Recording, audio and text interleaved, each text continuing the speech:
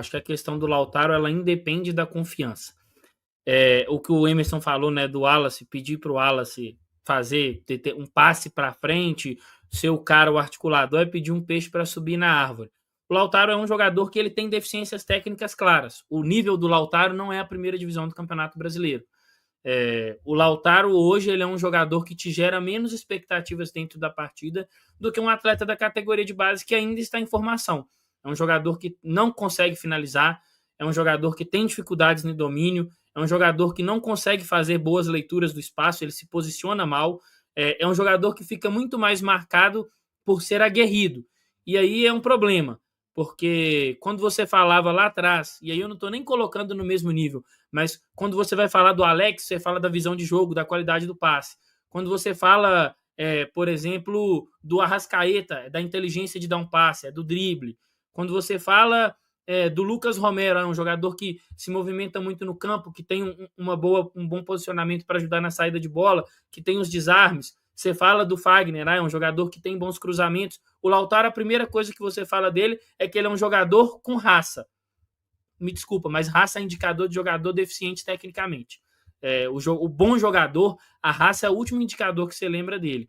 Então, é um jogador que, para mim, tem pouquíssimo a entregar para o Cruzeiro. Acho que chegou o momento de entender que não tem mais de onde tirar. E aí a gente vai para outros jogadores. O Dudu é um jogador que entrou e aí ele mais prejudicou o ataque do Cruzeiro do que ajudou. Todas as bolas que caíram no pé do Dudu, ele acabava segurando demais a bola e tocando para trás. E aí ele dá uma entrevista. Eu estava bem, com todo respeito, não estava. O ataque do Cruzeiro produzia muito pouco. E aí o tiquinho que o Dudu fazia dava a falsa impressão de que ele estava bem. Não é um gol contra o Mirassol que vai fazer o Dudu ser o melhor jogador. Então, assim, ele saiu por motivos óbvios, ele não pode fazer o que ele fez, isso é uma insubordinação e é uma ausência de comando. Quando o Dudu vai para a entrevista e fala o que ele falou do Leonardo Jardim. O salário está em dia, até para ir ao banheiro urinar, os jogadores do Cruzeiro vão de voo fretado. A estrutura da toca é muito boa para jogador ser insubordinado. E não é a primeira vez que isso acontece sob essa gestão. Lá no ano passado, quando o Kaique vinha de uma boa sequência, fez um clássico mediano, como todo mundo fez naquele 0-0 contra o Atlético, e aí o Marlon sabia que todo mundo dava porrada no Seabra, ele falou a mesma coisa. Eu não sei porque eu fui para a reserva. Sabia. E a diretoria não puniu a insubordinação. Então, o Dudu só está fazendo o que fez, mesmo não jogando nada, porque o CEO de futebol do Cruzeiro, Alexandre Matos, ele é omisso. Me desculpem, mas ele é omisso. A gente, quando critica o Alexandre Matos, e aí muita gente fala, mas vocês gostaram da janela. Nós gostamos da janela, mas a função do CEO não é só a janela. A função do CEO é gerir o grupo, é cuidar do ambiente, e isso o Alexandre Matos não faz. Ele não faz, porque se ele fizesse, jogadores do Cruzeiro não seriam insubordinados na entrevista. Eu tenho 26 anos, eu acompanho o Cruzeiro e eu nunca vi o Cruzeiro passar uma vergonha tão grande depois da Série B quanto essa que o Cruzeiro está passando na Copa Sul-Americana. E os jogadores, eles têm a parcela de culpa, mas a diretoria também tem.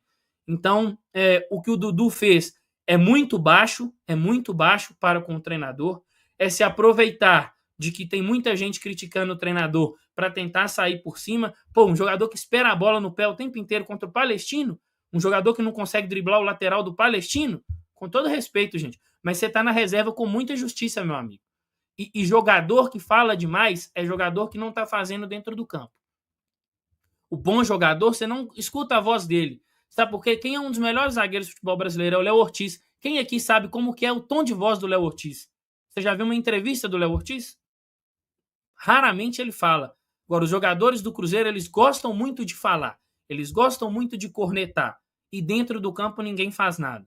O Gabigol, como o Caramujo disse, que veio para essa questão aí de é o bad boy, o Gabigol vai quebrar o ambiente. Caladinho ele foi lá, entrou bem contra o Red Bull Bragantino, chamando o time para cima, chamando o time ali para poder tentar fazer jogadas. O próprio Gabigol ontem participou muito, poderia ter saído com 3 assistências. Esse jogador é o jogador que quer recuperar espaço. Sabe por quê? Porque tem um ditado bem velho assim, só para encerrar, o cachorro que late demais, ele acaba na carrocinha. E é o que está acontecendo com alguns jogadores do Cruzeiro. Latindo demais no microfone, falando demais, brigando demais e dentro do campo fazendo de menos. Tá no banco porque não tá jogando. Quem tá jogando minimamente, porque o Cruzeiro não tá de vento em popa, não. Tá jogando. O próprio Lucas Silva, que era muito criticado até por mim, jogou, se esforçou, tá dentro do campo.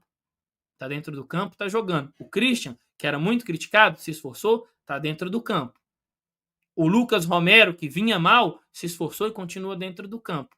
O Vidalba tá dentro do campo. Quem tá fora do campo é porque não está fazendo nada. E não adianta falar no microfone, postar em rede social, pegar fotinha de título que ganhou com outro time, troféuzinho que ganhou com outro time, porque isso não adianta. A camisa aqui é azul. O que você ganhou vestindo preto e branco, o que você ganhou no verde, não nos importa. Nos importa o que você vai fazer ou o que você vai ganhar vestindo azul e branco.